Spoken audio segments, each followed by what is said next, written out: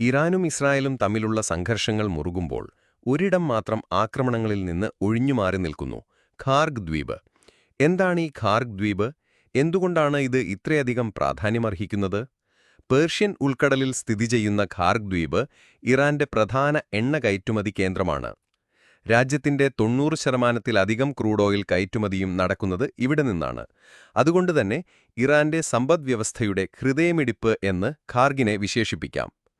അടുത്തിടെ ഇസ്രായേൽ ഇറാന്റെ പല ഊർജ്ജ കേന്ദ്രങ്ങളിലും ആക്രമണം നടത്തി. എന്നാൽ ഖാർഗ് ദ്വീപിനെ മാത്രം അവർ ലക്ഷ്യമിട്ടില്ല. എന്തുകൊണ്ട്? ഖാർഗ് ദ്വീപിലെ ഒരു ആക്രമണം വലിയ പ്രത്യാഘാതങ്ങൾ ഉണ്ടാക്കിയേക്കാം. ഇത് ആഗോള എണ്ണ വിപണിയെ തകിടം മറിക്കുകയും ഒരു പ്രാദേശിക യുദ്ധത്തിലേക്ക് വരെ നയിക്കുകയും ചെയ്തേക്കാം. ലോകത്തിലെ 1/5 എണ്ണയും കടന്നുപോകുന്ന ഹോർമുസ് കടലിടുക്കിന് സമീപമാണ് ഖാർഗ് ദ്വീപ് സ്ഥിതി ചെയ്യുന്നത്. ഖാർഗ് ആക്രമിക്കപ്പെട്ടാൽ ഈ കടലിടുക്ക് അടച്ചിടാൻ വരെ ഇറാൻ മടിക്കില്ലെന്നാണ് വിദഗ്ധർ പറയുന്നത്.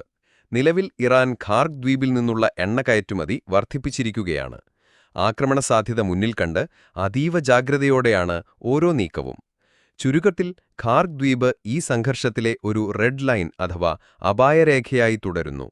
പ്രത്യേകിച്ച് ഈ നിർണായക കേന്ദ്രം ഒരു വലിയ യുദ്ധത്തിന്റെ വക്കിൽ നിന്ന് ലോകത്തെ തടഞ്ഞു നിർത്തുന്നു.